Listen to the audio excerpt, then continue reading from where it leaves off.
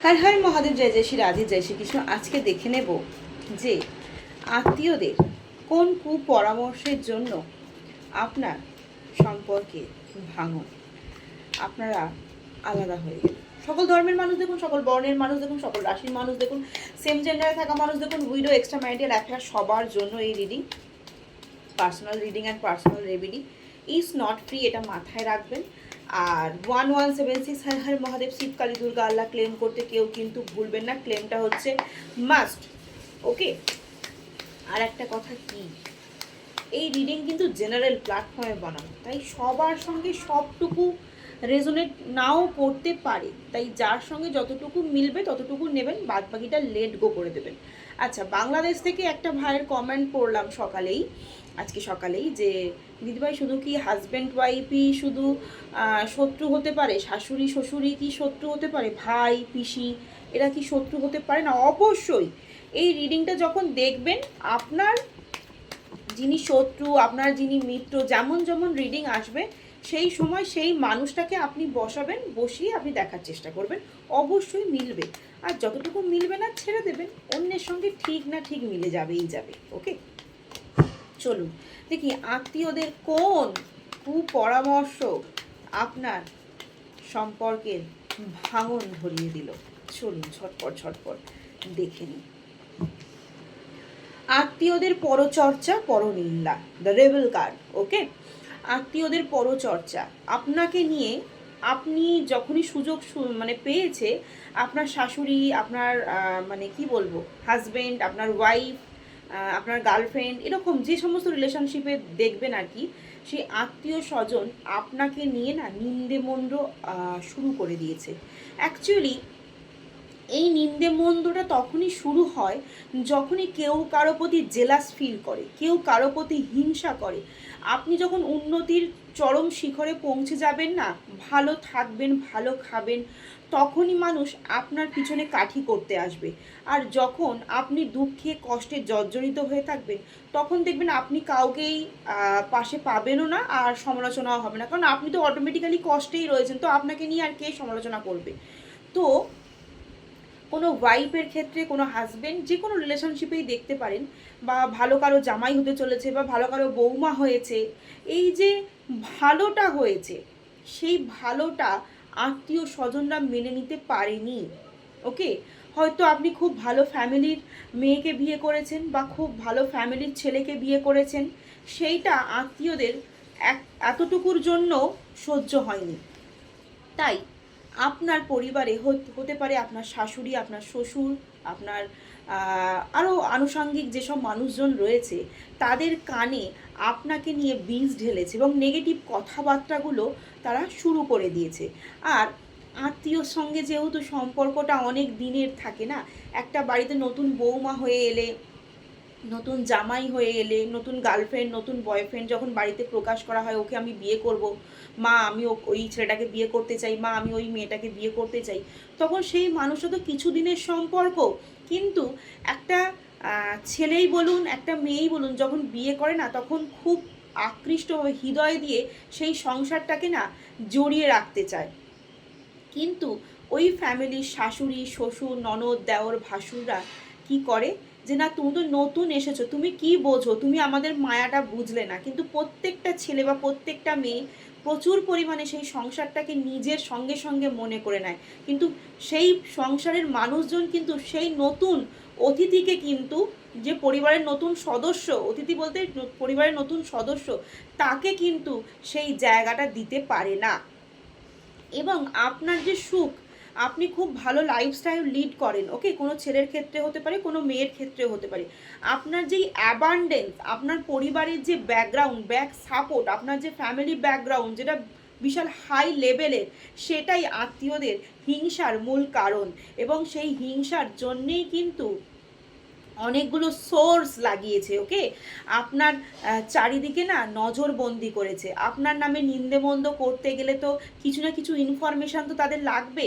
সেই আত্মীয় স্বজনরা সেই সমস্ত ইনফরমেশান, কিছু কিছু ইনফরমেশান, দেখুন আপনি হয়তো ফোন দেখছেন, ফোনে একটা সুন্দর ভিডিও দেখছেন, কিন্তু কি করবেন জানেন তো, আত্মীয়রা বলবে এই ফোনেতে না কার সাথে ভিডিও কল করছিল, তোর বৌমা তো ফোনে রিলস দেখছিল না রে, কার সাথে ভিডিও কল করছিল। যেহেতু আত্মীয় বলেছে, বৌমা নতুন আগত, তাহলে বৌমা নিশ্চয়ই কারোর সঙ্গে রিলস দেখছে না, নিশ্চয়ই কারোর সঙ্গে ভিডিও কল করছে। এই সমস্ত নোংরামি খেলাগুলো আত্মীয়রা করেছে, এবং আপনার শ্বশুর, আপনার শাশুড়ি, এদের মাথার মধ্যে না সব নেগেটিভ জিনিসগুলোকে ভরে দিয়েছে। আর যেহেতু নেগেটিভ জিনিসগুলোকে ভরে দিয়েছে, তাই আপনার শাশুড়ি, আপনার শ্বশুর, সে ছেলের ক্ষেত্রেই হোক আর একটা মেয়ের ক্ষেত্রেই হোক, যে কোনো ক্ষেত্রেই হোক না কেন, সে ভেবেছে আমার তো বোন বলছে, আমার তো দাদা বলছে, আমার তো ছোট ছেলে বলছে, আমার তো নিজের মেয়ে বলছে, কি যদি ননদ, মেয়ে, নিজের মেয়ে বলছে, তাহলে কি এরা আমার বৌমার সম্পর্কে ভুল বলতে পারে? তাহলে কি এরা আমার জামাইয়ের সম্পর্কে ভুল বলতে পারে? নিশ্চয়ই বলতে পারে না। আচ্ছা, ওই মেয়েটার সঙ্গে যে বিয়ে ঠিক হয়েছে, ওরা তো রাস্তাঘাটে যায়, নিশ্চয়ই মেয়েটার সম্পর্কে জেনেছে না, তাই না বলছে? ওই আত্মীয়টা নিশ্চয়ই ওই মেয়েটিকে দেখে, তাহলে ওই মেয়েটিকে আর বৌমা করা যাবে না, ওই ছেলেটিকে আর জামাই করা যাবে না। তো এই সমস্ত নেগেটিভ থটগুলো সেই পরিবারের মেম্বারের মাথার মধ্যে ঢুকিয়ে দেওয়া হয়েছে, ঠিক আছে? এবং কারো কারো না অ্যাস্ট্রোলজিক্যাল মানে কিছু জটক বিচার বলুন, এই সমস্ত করা হয়েছে। এবার দেখুন, সামান্য জটক বিচার করেই কিন্তু আমি করি না, আমি না অনেক কিছু দিককে চিন্তা ভাবনা করে তবে বিয়েটাকে বলি বিয়েটা করো।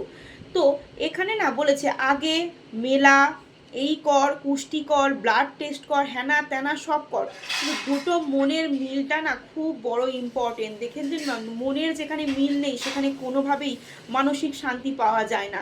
এবং এরকম কুষ্টি, জটক বিচার, হ্যান ত্যান করেও কিন্তু অনেকগুলো সম্পর্ককে কি করেছে, ভেঙে দিয়েছে, ঠিক আছে? হয়তো কারো ব্লাড টেস্ট করিয়েছে, বিয়ের আগে অনেক ব্লাড টেস্ট করতে হয়, ছেলের ব্লাড টেস্ট কর, মেয়ের ব্লাড টেস্ট কর, এই সমস্ত সমস্ত নোংরামিগুলোকে দিয়ে কিন্তু সম্পর্কের 12টা বাজিয়ে দিয়েছে।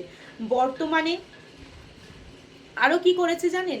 আবার এটাও করেছে, হয়তো বৌমা এসেছে বা জামাই এসেছে, আবার বলেছে যে হয়তো দেখুন, শাশুড়ি বৌমা থাকতে গেলে সংসারে ওই যে বলে না হাঁড়ি কলসি থাকলে ঠোকাঠুকি হয়, তো ঠোকাঠুকিতে কিছু হয়তো দুঃখ আদান প্রদান হয়েছে, বা কোনো মেয়ে হয়তো তার ফ্যামিলিতে বলেছে দেখ আমার হাজব্যান্ড এই জিনিসটা করেছে, বা আমার শাশুড়ি মা এই জিনিসটা করেছে, বা কোনো ছেলের মাও হয়তো দুঃখ করেছে তার বোনের কাছে, তার ভাইদের কাছে, যে ফ্যামিলির অন্য মেম্বারদের কাছে, যে আমার বৌমার সাথে এই প্রবলেমটা হয়েছে, কিছু দুঃখ শেয়ার করেছে। একটা ছেলেও শেয়ার করতে পারে, একটা মেয়েও শেয়ার করতে পারে, ফ্রেন্ড সার্কেলসও অনেক সময় দুঃখগুলোকে শেয়ার হয়।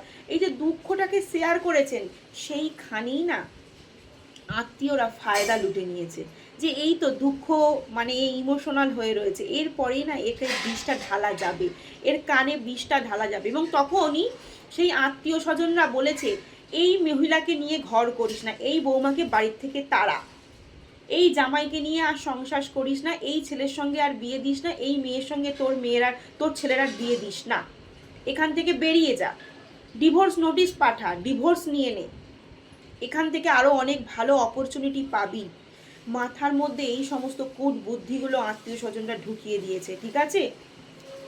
এবং শেয়ারিংয়ের কার্ড এসেছে, এবং এটাই বলেছে যে এ খুব লাক্সারিয়াস লাইফ লিড করতে পারে, এর অনেক টাকা পয়সার লোভ আছে, এ গয়নাগাটি নিয়ে হয়তো চলে যাবে, ঠিক আছে? বা গয়নাগাটির প্রতি লোভ আছে, আকৃষ্ট আছে, এর জামা কাপড় যে সুন্দর সুন্দর পোশাক পরে রয়েছে, হ্যাঁ, সুন্দর সুন্দর পোশাকের প্রতি ইন্টারেস্ট আছে। তার মানে এ খুব লোভী, এই মহিলাকে নিয়ে তুই কখনোই সংসার করতে পারবি না, এ তোর ছেলের বৌমা কখনোই হতে পারে না। এটা ছেলেদের ক্ষেত্রে কি হবে, কারো হয়তো নিজের ওয়াইফকে ভালো ভালো পোশাক আশাক কিনে দিয়েছে, গয়নাগাটি বানিয়ে দিয়েছে, ঠিক আছে, নিজের তো স্ত্রী বা নিজের হয়তো গার্লফ্রেন্ড, তখন পরিবারের লোকজন তাকে বলেছে এখনই যদি তোকে এত জামা কাপড় দিতে হয়, এখনই যদি তোকে এত গয়নাগাটি করে দিতে হয়, এই তো সদ্য সদ্য বিয়ে হয়েছে বা সদ্য সদ্য প্রেমে ঢুকেছিস, তাহলে ইন ফিউচার কি হবে? তাহলে এই মেয়ে খুব ডিম্যান্ডিং, অতএব বাবু তুমি বেরিয়ে এসো এই সম্পর্ক থেকে, বুঝতে পেরেছেন? সম্পর্ক থেকে বেরিয়ে এসো। এবং সংসারে হয়তো কিছু খুঁটিনাটি ঝগড়া ঝামেলা হয়েছে, হয়ই তো, ঝগড়া ঝামেলা তো ফ্রেন্ড সার্কেলসও হয়। এই সামান্য সামান্য ঝগড়াগুলোকে সেই আত্মীয় স্বজনরা আপনার পরিবারের সেই মানুষজনের মাথায় বিশাল আকারে ধারণ করিয়ে দিয়েছে, যে এই ছোট্ট একটা ঝগড়া যখন শুরু করেছে, তখন আগামী দিনে আরও বিশাল কিছু ঝগড়া সৃষ্টি করবে। কিন্তু যে মহিলা বা যে পুরুষ বা যেখান থেকে ঝগড়া হচ্ছে তাকে একবার জিজ্ঞাসা করে দেখুন তো তার হাজব্যান্ডের সঙ্গে ঝগড়া হয়নি? তার বাড়িতে বৌমা নেই, তার বাড়িতে ছেলে নেই, সেই আত্মীয়ের বাড়িতে ছেলে বৌমা নেই, তার নিজের হাজব্যান্ড নেই, তার নিজের ওয়াইফ নেই, তার সঙ্গে ঝগড়া হয় না? আমার তো মনে হয় বাঙালির ঝগড়া চলতে থাকে মৃত্যুর আগের দিন পর্যন্ত। একজন হাজব্যান্ড ওয়াইফের ঝগড়া রাস্তাঘাটে ঘুরতে বেড়াতে সব জায়গায় ঝগড়া দিয়েই শুরু হয়, আর ঝগড়া দিয়েই সম্পর্কটা সুন্দর থাকে। ঘুরতে বেড়াতে গিয়ে দেখবেন একটা জলের বোতল নিয়েও ঝগড়া হয়ে যায়। কে জলের বোতলটা ধরবে? তুমি ধরবে না আমি ধরবো? ব্যাগটা কে বইবে? তুমি বইবে না আমি বইবো? কিন্তু তার পরিবারের ঝগড়াটা তার কাছে ইম্পর্টেন্ট নয়। তার বাড়িতে তো রোজ ঝগড়া হচ্ছে, দিন রাত ঝগড়া হচ্ছে, তার ছেলে বৌমার সঙ্গে ভাব নেই, তার ছেলে বৌমার সঙ্গে বনিবনা নেই, তার নিজের হাজব্যান্ডের সঙ্গেই হয়তো বনিবনা নেই, কিন্তু সে আপনার শাশুড়ির মার কানে ঢোকাচ্ছে, সে আপনার হাজব্যান্ডের কানে ঢোকাচ্ছে যে ওই মেয়ে যখন একবার ঝগড়া করেছে ওই মেয়ে আগামী দিনে আরও ঝগড়া করবে। তাহলে ওই মেয়েকে বাড়ির বৌমা করিস না, ওখানে বিয়ে কেটে দে, আর যাদের বৌমা হয়ে গেছে তাদেরকে ডিভোর্স নোটিশ পাঠা। কিন্তু তার বাড়িতে যে প্রত্যেক দিনের ঝগড়া চলছে, তার নিজেরই হাজব্যান্ডের সঙ্গে সম্পর্ক ভালো নেই, তার নিজেরই ছেলে বৌমার সঙ্গে সম্পর্ক ভালো নেই, তার কাছে সেটা গুরুত্বপূর্ণ নয়। আর কিছু কিছু ফ্যামিলির মানুষজন আছে বোকা, তারা ভাবে আমার নিজের দিদি সৎ বুদ্ধি দিচ্ছে, আমার নিজের বোন সৎ বুদ্ধি দিচ্ছে, আমার তো নিজের আত্মীয় সৎ বুদ্ধি দিচ্ছে। অ্যাকচুয়ালি এরা আত্মীয় না, এরা কালপিট। এরা অন্যের সংসার ভাঙতে জানে, সংসার গড়তে জানে না। এবং এখনও আত্মীয়রা কিছু কিছু বুদ্ধি দিচ্ছে, তুই কিচ্ছু করবি না, তুই চুপ করে বসে থাক, যা করার তারা করবে, অপোজিট সাইডের পার্সন সব করবে। আর দেখুন বলতে বলতেই চলে আসলো পলিটিক্সের কাজ। তাদের মাথার মধ্যে এখনও পলিটিক্স চলছে, দিন রাত শুধু পলিটিক্স পলিটিক্স পলিটিক্স করছে। আর নতুন করে সম্পর্কে তার ছেলে বা তার বৌমা একটা ছেলেকে অন্য সম্পর্কে, একটা মেয়েকে অন্য সম্পর্কে জড়িয়ে দেওয়ার চেষ্টা করছে। এবং এই সমস্ত নোংরামির খেলা খেলে তারা সাকসেস হতে চাইছে, তারা সাকসেস হতে চাইছে তাদের এই নোংরামির খেলা। কারণ তারা তো বুঝে গেছে যে ভালো ফ্যামিলির মেয়েকে বিয়ে করলে, ভালো ফ্যামিলির ছেলেকে বিয়ে করলে আমার দিদি বা আমার ওই পরিবারের মানুষজনের আরও ডেভেলপ হবে। তাহলে যদি প্রথমেই এই ঝগড়াঝাড়িটা লাগিয়ে দিতে পারি, তাহলে নিশ্চয়ই আমার দিদির বৌমা চলে গেলে বা আমার দিদির ওই জামাইটা চলে গেলে তাহলে নিশ্চয়ই আর এই সম্পর্কের ডেভেলপটা হবে না, সংসারটা নষ্ট হবে, আমার দিদির আর সাকসেস কিছুতে হবে না। এই সমস্ত আমি সাকসেস পাবো, আমি নিজে কেরিয়ার ডেভেলপ করব, আমার ছেলে বৌমা ভালো থাকবে, আমার পরিবারের মানুষজন ভালো থাকবে, কিন্তু ওই পরিবারের মানুষজনকে ভালো থাকতে দেব না।